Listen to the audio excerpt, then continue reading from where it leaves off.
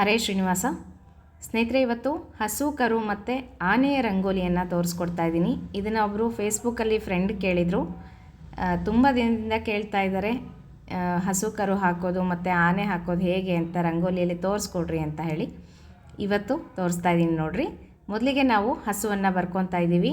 ಇಲ್ಲಿ ಮೊದಲಿಗೆ ನಾನು 2 ಕೋಡುಗಳನ್ನು ಬರಿತಾ ಇದ್ದೀನಿ. ಕೋಡು ಅಂತೀರಾ, ಕೊಂಬು ಅಂತೀರಾ, ಒಬ್ಬೊಬ್ಬರು ಒಂದೊಂದು ಥರ ಹೇಳ್ತಾರೆ. ಅದಕ್ಕೋಸ್ಕರ ನೋಡಿರಿ, ಹಸುವಿನ 2 ಕೋಡುಗಳನ್ನು ಬರ್ಕೊಂಡು ನಂತರ ಹೀಗೆ ಕಿವಿಗಳನ್ನು ಬರಿಬೇಕು.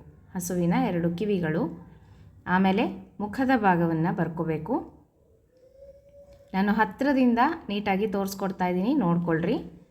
ತುಂಬ ಜನ ಹೇಳ್ತಾ ಇದ್ರಿ, ಸ್ವಲ್ಪ ಹತ್ತಿರದಿಂದ ದೊಡ್ಡದಾಗಿ ಬರೆದು ತೋರಿಸ್ರಿ, ಗೊತ್ತಾಗ್ತಾ ಇಲ್ಲ ಅಂತ ಹೇಳಿ. ನೋಡಿರಿ, ಈ ರೀತಿಯಾಗಿ ಮುಖದ ಭಾಗವನ್ನು ಬರೆದು ನಂತರ ಕಣ್ಣುಗಳನ್ನು ಬರ್ಕೋಬೇಕು.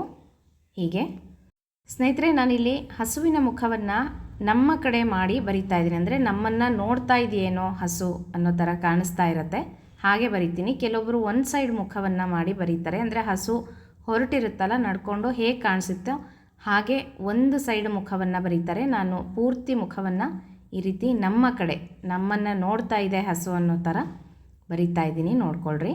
ಈಗ ಹಸುವಿನ ಒಂದು ಬಾಡಿಯನ್ನು ಹಾಕ್ತಾಯಿದ್ದೀನಿ. ಮೇಲ್ಗಡೆ ಹೀಗೆ ದಿಬ್ಬದ ಥರ ಬರ್ಕೋಬೇಕು. ನಂತರ ಕಾಲುಗಳನ್ನು ಬರಿಬೇಕು. ಮೊದಲಿಗೆ ಹೀಗೆ ಒಂದು ಕಾಲನ್ನು ಬರ್ಕೊಂಡು ನಂತರ ಹಿಂದುಗಡೆದು ಒಂದು ಕಾಲನ್ನು ಬರ್ಕೊಂಬಿಡಬೇಕು. ಈ ರೀತಿಯಾಗಿ ನೀವು ಹಸುವನ್ನು ಬಿಡಿಸ್ಕೊಂಡ್ರೆ ತುಂಬ ಈಸಿಯಾಗಿ ಆರಾಮಾಗಿ ಯಾರಾದರೂ ಬಿಡಿಸ್ಕೋಬೋದು. ನೋಡಿರಿ, ಈಗ ಬಾಲವನ್ನು ಹಾಕಿದ್ದೀನಿ, ಹಸುವಿನ ಬಾಲ. ಈಗ ಇನ್ನೂ 2 ಕಾಲುಗಳನ್ನು ಬರ್ಕೊಳ್ಳೋಣಂತೆ. ಈಗ ಒಂದು ಕಾಲು ಹೀಗೆ ಮುಂದೆ ಬರೆಯೋಣ. ಹಸು ನಡ್ಕೊಂಡು ಹೋಗ್ತಾ ಇದೆ ಅನ್ನೋ ರೀತಿ ಕಾಣಿಸುತ್ತೆ. ಈಗ ಕೆಚ್ಚಲನ್ನು ಬರಿತಾ ಇದ್ದೀನಿ, ಹಸುವಿನ ಕೆಚ್ಚಲು. ನಂತರ ಈ ಕೆಚ್ಚಲಿನ ಮಧ್ಯದಿಂದ ಇನ್ನೊಂದು ಕಾಲು ಬರೋ ಥರ ಮಾಡ್ತಾಯಿದ್ದೀನಿ. ಹೀಗೆ ನೋಡಿದರೆ ನಿಮಗೆ ಹಸು ನಡ್ಕೊಂಡು ಹೋಗ್ತಾ ಇದೆಯೇನೋ ಅಂತ ಹಾಗೆ ಕಾಣಿಸುತ್ತೆ. ಈಗ 4 ಕಾಲುಗಳನ್ನು ಬರೆದಾಯಿತು. ಈಗ ಹಸುವಿಗೆ ಸ್ವಲ್ಪ ಶೃಂಗಾರವನ್ನು ಮಾಡೋಣಂತೆ. ಈಗ ಹಸುವಿಗೆ ನಾನು ಗಂಟೆಯನ್ನು ಕಟ್ತಾ ಇದ್ದೀನಿ ಕೊರಳಿಗೆ. ಹಸುವಿನ ಪೂಜೆಯನ್ನು, ಅಂದರೆ ಗೋಮಾತೆಯ ಪೂಜೆಯನ್ನು ನಾವು ಎಲ್ಲ ಅಲಂಕಾರ ಮಾಡಿಕೊಂಡಿರುವಂಥ ಗೋವಿನ ಪೂಜೆಯನ್ನು ಮಾಡಬೇಕು. ಗೋದಾನವನ್ನು ಮಾಡುವಾಗೂ ಸಹ ಹೀಗೆ ಮಾಡಬೇಕು ಅಂತ ಹೇಳ್ತಾರೆ. ಅಂದರೆ ಎಲ್ಲ ಅಲಂಕಾರವನ್ನು ಮಾಡಿ ಗೋವಿಗೆ ವಸ್ತ್ರವನ್ನು ಸಹ ಹಾಕಿ ಗೆಜ್ಜೆಗಳನ್ನು ಕಟ್ಟಬೇಕು ಅಂತ ಸಹ ಹೇಳ್ತಾರೆ. ಹೀಗೆ ಎಲ್ಲ ಅಲಂಕಾರವನ್ನು ಗೋವಿಗೆ ಮಾಡಿಕೊಂಡು ನಂತರ ಕೆಳಗಡೆ ನಾನು ಕರುವನ್ನು ಬರಿತಾ ಇದ್ದೀನಿ. ಹಸು ಮತ್ತು ಕರು ಇಲ್ಲದೇ ಹಸುವಿನ ಪೂಜೆಯನ್ನು ಯಾವತ್ತೂ ಮಾಡಬಾರ್ದು. ಕರು ಸಹಿತ ಹಸುವಿನ ಪೂಜೆಯನ್ನು ಮಾಡಬೇಕು. ಹಾಗಾಗಿ ಕೆಚ್ಚಲ ಹತ್ತಿರ ಇರುವಂಥ ಕರುವನ್ನೇ ಬರಿಬೇಕು. ತಾಯಿ ಒಂದು ಕಡೆ, ಮಗು ಒಂದು ಕಡೆ ಆ ಥರ ಬರೀಬಾರ್ದು. ಅಂದರೆ ಕರು ಒಂದು ಕಡೆ, ಹಸು ಒಂದು ಕಡೆ ಬರೀಬಾರ್ದು. ಕೆಚ್ಚಲ ಹತ್ತಿರನೇ ಕರು ಇರೋ ಥರ ನಾವು ರಂಗೋಲಿಯಲ್ಲಿ ಬಿಡಿಸ್ಕೋಬೇಕು. ಹೀಗೆ ಆಕಳ ಕರುವನ್ನು ಬಿಡಿಸಿದ ಮೇಲೆ ಮಧ್ಯದಲ್ಲಿ ನೀವು ಶಂಖಚಕ್ರಗಳನ್ನು ಹಾಕೋಬೋದು, ಪದ್ಮವನ್ನು ಹಾಕ್ಬೋದು. 33 ಕೋಟಿ ದೇವತೆಗಳು ವಾಸವಾಗಿರುವಂಥ ಹಸುವಿನ ಒಂದು ರಂಗೋಲಿಯನ್ನು ತೋರಿಸಿದ್ದೀನಿ. ಪ್ರತಿನಿತ್ಯವಾಗಿ ನಾವು ಗೋಪೂಜೆ ಮಾಡಬೇಕು ಅಂತ ಶಾಸ್ತ್ರ ಹೇಳುತ್ತೆ. ದಿನನಿತ್ಯ ನಮಗೆ ಸಾಕ್ಷಾತ್ ಗೋವುಗಳು ಕೆಲವೊಂದು ಕಡೆ ಸಿಗೋದಿಲ್ಲ. ಕೆಲವೊಬ್ಬರು ಮನೆಗಳಲ್ಲೇ ಸಾಕಿರ್ತಾರೆ, ಅನುಕೂಲ ಇರುತ್ತೆ, ಅವರು ಪುಣ್ಯವಂತರು. ಆಗೋದಿಲ್ಲ ಕೆಲವೊಂದು ಕಡೆ ಸಿಟಿಗಳಲ್ಲಿರುವಾಗ.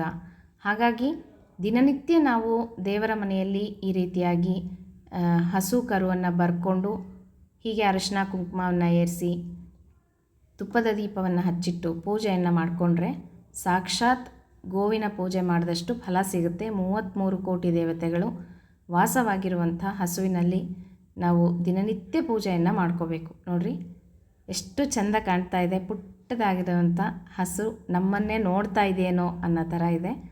ಈಗ ಹಸುವಿನ ಒಂದು ರಂಗೋಲಿಯನ್ನು ತೋರಿಸಿ ಆಯಿತು. ಈಗ ಆನೆಯ ರಂಗೋಲಿಯನ್ನು ತೋರಿಸ್ಕೊಡ್ತಾ ಇದ್ದೀನಿ, ನೋಡ್ಕೊಳ್ರಿ. ಮೊದಲಿಗೆ ನಾವು ಸೊಂಡಿಲನ್ನು ಬರ್ಕೊಂಡ್ಬಿಡೋಣ. ಹೀಗೆ ಸೊಂಡಿಲು ಎತ್ತಿ ಹಿಡ್ಕೊಂಡು ಗರ್ಜನೆ ಮಾಡ್ತಾ ಇದೆಯೇನೋ ಆನೆ, ಆ ಥರ ನಾನು ಬಿಡಿಸ್ತಾ ಇದ್ದೀನಿ. ನೋಡಿರಿ, ಈಗ ಕಿವಿಯನ್ನು ಬಿಡಿಸ್ತಾ ಇದ್ದೀನಿ. ಒಂದು ಕಿವಿಯನ್ನು ಈ ಕಡೆ ಬಿಡಿಸ್ಕೊಳ್ಳೋಣಂತೆ.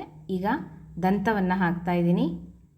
ನಂತರ ಕಾಲನ್ನು ಬರಿತಾ ಇದ್ದೀನಿ. ಹೀಗೆ ಇದೂ ಅಷ್ಟೇ, ಆನೆ ಅಂಬಾರಿಯಲ್ಲಿ ಭಗವಂತನನ್ನು ಕೂಡಿಸ್ಕೊಂಡು ಹೊರಟಿರುವಂಥ ಆನೆ, ಆ ರೀತಿಯಾಗಿ ನಾನು ಚಿತ್ರವನ್ನು ಬರಿತಾ ಇದ್ದೀನಿ. ಬರೀ ಆನೆಯನ್ನೇ ಬರೆಯೋ ಬದಲಾಗಿ ಅಂಬಾರಿಯನ್ನು ಹೊತ್ತಂಥ ಆನೆ, ಅಂಬಾರಿಯಲ್ಲಿ ಭಗವಂತ ಇರುವ ಹಾಗೆ ನಾವಿಲ್ಲಿ ಅನುಸಂಧಾನವನ್ನು ಮಾಡಿಕೊಂಡು ದಿನನಿತ್ಯ ನಾವು ಆನೆಯ ಒಂದು ರಂಗೋಲಿಯನ್ನು ಸಹ ಹಾಕೋಬೇಕು. ಗಜೇಂದ್ರನ ರಂಗೋಲಿ. ಗಜೇಂದ್ರ ಮೋಕ್ಷವನ್ನು ದಿನನಿತ್ಯವಾಗಿ ಬೆಳಗ್ಗೆ ಹೇಳೋದ್ರಿಂದ ಅಥವಾ ಕೇಳೋದ್ರಿಂದ ನಮ್ಮ ಕಷ್ಟಗಳೆಲ್ಲನೂ ಪರಿಹಾರ ಆಗುತ್ತೆ. ನೋಡಿರಿ, ಆನೆಯ ಬಾಲವನ್ನು ಬರಿತಾ ಇದ್ದೀನಿ. ಹೀಗೆ ಆನೆಗೂ ಸಹ ಶೃಂಗಾರವನ್ನು ಮಾಡಿಕೊಂಡು ಮೇಲೆ ಅಂಬಾರಿಯನ್ನು ಬರಿತೀನಂತೆ. ನೋಡಿರಿ, ಗಜೇಂದ್ರ ಎಷ್ಟು ಕಷ್ಟಪಟ್ಟಿದ್ದಾನೆ. ಮೊಸುಳೆಯ ಬಾಯಿಗೆ ಸಿಕ್ಕಾಕ್ಕೊಂಡು 1000 ವರ್ಷ ನರಳಿದನಂತೆ ಗಜೇಂದ್ರ. ನಂತರ ಭಗವಂತ ಬಂದುಬಿಟ್ಟು ಉದ್ಧಾರವನ್ನು ಮಾಡಿದ್ದು ಗಜೇಂದ್ರನನ್ನು. ಹಾಗಾಗಿ ಗಜೇಂದ್ರ ಮೋಕ್ಷವನ್ನು ಯಾರು ಹೇಳ್ತಾರೋ ಕೇಳ್ತಾರೋ ಪ್ರತಿನಿತ್ಯ ಎದ್ದ ತಕ್ಷಣ ಗಜೇಂದ್ರ ಮೋಕ್ಷವನ್ನು ಹೇಳ್ಕೋಬೇಕು ಅಥವಾ ಕೇಳಬೇಕು ಅಂತ ಶಾಸ್ತ್ರ ಹೇಳುತ್ತೆ. ಎಲ್ಲ ಕಷ್ಟಗಳು ಪರಿಹಾರ ಆಗುತ್ತೆ. ಗಜೇಂದ್ರನನ್ನು ಹೇಗೆ ಭಗವಂತ ಧಾವಿಸಿ ಬಂದು ಕಾಪಾಡ್ತಾನೋ ಅದೇ ರೀತಿಯಾಗಿ ನಮಗೂ ಸಹ ಭಗವಂತ ಕಾಪಾಡ್ತಾನೆ. ನೋಡಿರಿ, ಈ ರೀತಿಯಾಗಿ ಆನೆ ಮತ್ತು ಅಂಬಾರಿ ಎರಡೂ ಹಾಕಿದ್ದೀನಿ. ಒಳಗಡೆ ಶ್ರೀಕಾರವನ್ನು ಬರೆದಿದ್ದೀನಿ. ಹೀಗೆ ಹಸು, ಕರು ಮತ್ತು ಆನೆಯ ಒಂದು ರಂಗೋಲಿಯನ್ನು ಹೇಗೆ ಹಾಕೋದು ತೋರಿಸ್ಕೊಡ್ರಿ ಅಂತ ಕೇಳ್ತಾಯಿದ್ರಿ. ಅದಕ್ಕೋಸ್ಕರ ನಿಮಗೆಲ್ಲ ತಿಳಿಸ್ಕೊಟ್ಟಿದ್ದೀನಿ, ನಿಧಾನಕ್ಕೆ ತೋರಿಸಿದ್ದೀನಿ. ಇದೇ ರೀತಿಯಾಗಿ ನೀವು ಸಹ ದೇವರ ಮನೆಯಲ್ಲಿ ದಿನನಿತ್ಯವಾಗಿ ಗೋವನ್ನು ಬರ್ಕೊಂಡು ಗೋಪೂಜೆಯನ್ನು ಮಾಡಿಕೊಳ್ಳ್ರಿ. ಹಾಗೆ ಗಜೇಂದ್ರನನ್ನು ಬರೆದು ನಿಮ್ಮ ಕಷ್ಟಗಳ ಪರಿಹಾರಕ್ಕಾಗಿ ಗಜೇಂದ್ರನನ್ನು ದಿನನಿತ್ಯವಾಗಿ ದೇವರ ಕಟ್ಟೆ ಮೇಲೆ ಹಾಕ್ಕೊಳ್ರಿ. ಇದಿಷ್ಟು ಇವತ್ತಿನ ರಂಗೋಲಿ ಸ್ನೇಹಿತರೆ. ಮತ್ತೆ ಮುಂದಿನ ವಿಡಿಯೋ ಒಟ್ಟಿಗೆ ಸಿಗ್ತೀನಂತೆ. ಹರೇ ಶ್ರೀನಿವಾಸ.